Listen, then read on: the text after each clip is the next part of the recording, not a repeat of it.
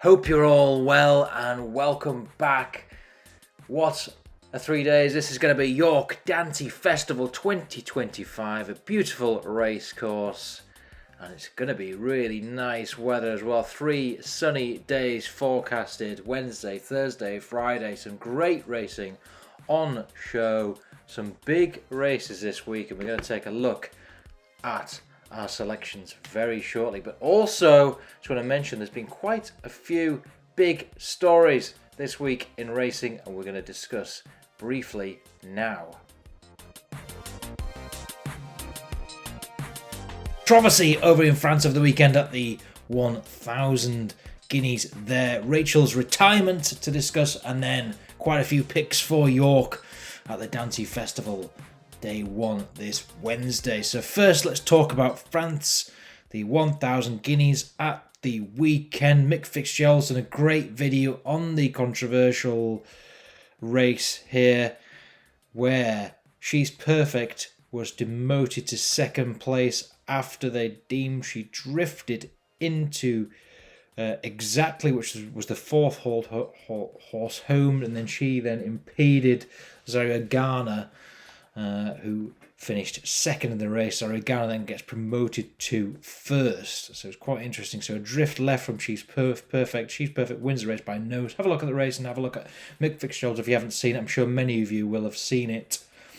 Yeah, it's controversial in that perhaps this wouldn't get overturned over here. Maybe it would, maybe it wouldn't. Difficult to say, but it's certainly stricter in France. But the controversy for me is the Barcelona, the jockey on Zaria Garner, slaps the neck of the horse several times, and this really shouldn't be allowed. I haven't heard any communications coming out from the authorities there yet on this, and we will see if She's Perfect connections do appeal the decision. What I want to say is Kieran Schumacher's had a rough time of things recently, and he was on She's Perfect that day, so he thought he got 1,000 guineas winner over in France, and then gets demoted to second. I thought he'd handled himself really well with real humility. Obviously, the Gosdens dropped him as their retained rider recently, and then he goes over there and he thinks he's won a classic in France, and it gets taken off him. But I think he really did handle himself with real humility and grace in defeat, as did Basher Watts as well. I thought his videos were really good on this. Obviously, he's the owner of the Races Syndicate, as the owner of the horse She's Perfect. I thought he was very graceful in his words as well, in what must have been a real swirl of emotions. I'm sure some of you will see in his videos. I actually first heard of Basher Watts quite a while ago, when one of my videos from a few years ago at Wolverhampton Races started all of a sudden getting loads of views one weekend. I think it was about a year after it was uploaded, so I thought it's a bit weird.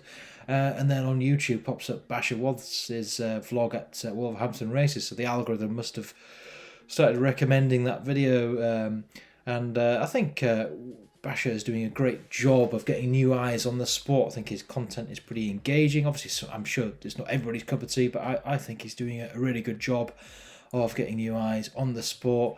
And he's so enthusiastic, very enthusiastic, and he talks really well. And I think it's great to see that. I think so. So a bit of controversy there, but I think two people have handled themselves really well. Kieran Schumacher and Basher, they both have acted with really, good grace, really, and very gentlemanly. So kudos to them. So that's the 1,000 guineas in France. I don't want to say any more than what Mick Fitzgerald has said. I think he sums it up perfectly, a very balanced opinion. But I just want to say, yes, I really do feel for the owners of She's Perfect, and we'll see if they do launch an appeal there. And certainly the authorities in France should be commenting on Barcelona, the jockey of Zaria Garner, decision to slap the winner down the neck. We certainly will see what they come out with on that.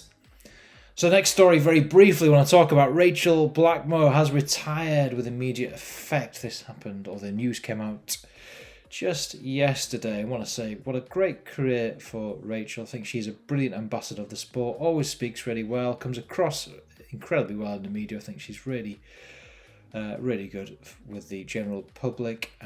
Some amazing wins, of course, Gold Cup win, Grand National win. But all in all, I think a great person for horse racing, a great ambassador of the sport, and I wish her well in her retirement, as I'm sure many of you do as well. I think she's been a fabulous addition to the horse racing community and a fabulous jockey over the years. So good luck, Rachel, with whatever is next. We may see her as a pundit, who knows. But I think she has been quite brilliant. Right, it's time for the York Races selections. Got a few picks for this week, and we're going to start with day 1 and race 1.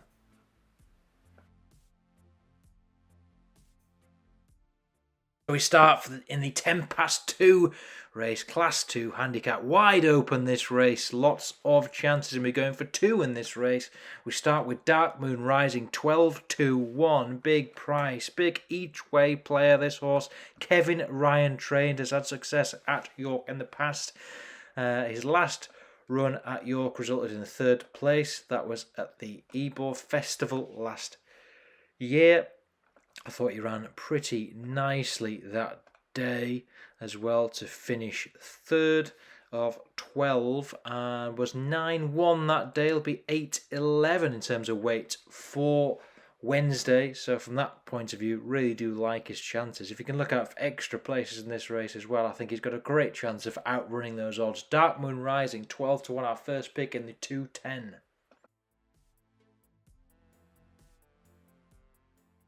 Next up is a second selection for the 2:10 race. Really interesting run on this one. It's another Kevin Ryan horse, Mahaba The Champ, 10-1.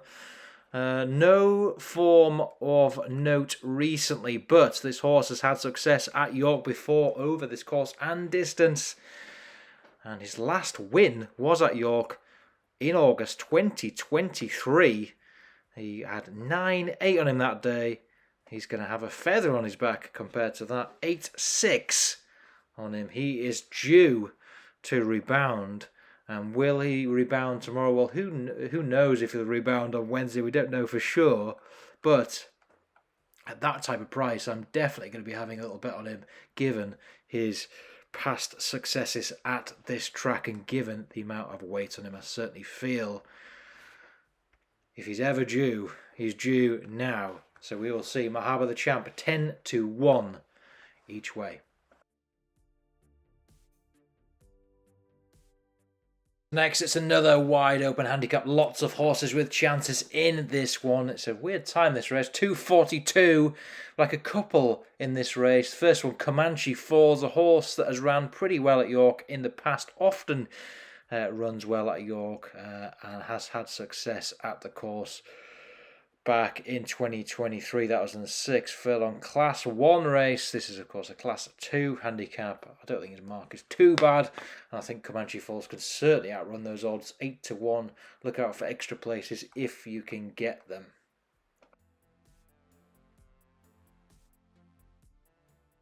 Next up, same race. Horse at a huge price. Glenfinnen. Big price here. It's a Dodds horse. No noteworthy form. 11th last time out at Doncaster. Maybe just needed that run. But the last win was back in August last year at Sandown Park. Nice victory there over the 7 furlongs. But I think 6 furlongs is absolutely fine. He's won at this distance before. What is most interesting is his York run 2022.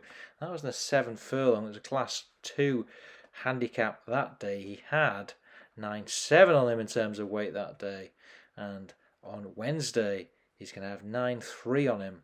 Seems pretty nicely handicapped. Ross Ryan set to take the ride. There's been some money on this horse as well. Quite a lot of people seeing the same type of thing and liking the potentially good price there. So it's certainly a bet I will be placing Glenfinnen at a big price, 18-1.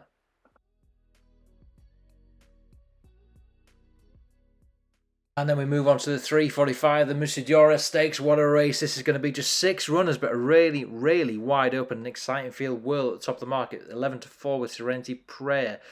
Around about the same price, actually, in Smoke and 3-1. But we like one an each way price here. Miss Tonnerre, I actually backed her in the anti-burst market around 10 to 1. Is available around now around 8 to 1. I think she's got a great chance of running a big race here. Fourth last time out, that was in Deauville, but that was on heavy ground. Didn't have the best of times things that day. Then last big run before that was at Doncaster last year, back in September. That was in the St Leger festival meeting. It was in the May Hill Stakes Group 2 race, and she ended up finishing fourth that day, but she wasn't far away. And look who won that race. Desert Flower, 2nd January, 3rd Flight. Well, if you look at the horses that beat her that day, they're all brilliant horses, and especially Desert Flower's going to very big things. So, you've got to say that form is pretty nice, and in this race, I think she has every chance of outrunning those odds. I really do like her to run a big race. So, best of luck if you're having a bet in that one.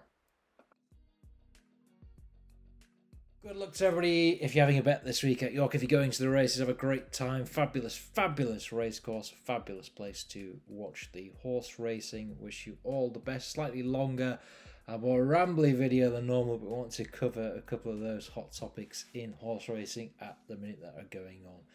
So those are my bets for Wednesday. We'll try and get some more bets out for Thursday and Friday, but those will be my bets for Wednesday. So, that's all for now. Take care and speak again soon. All the best to you all.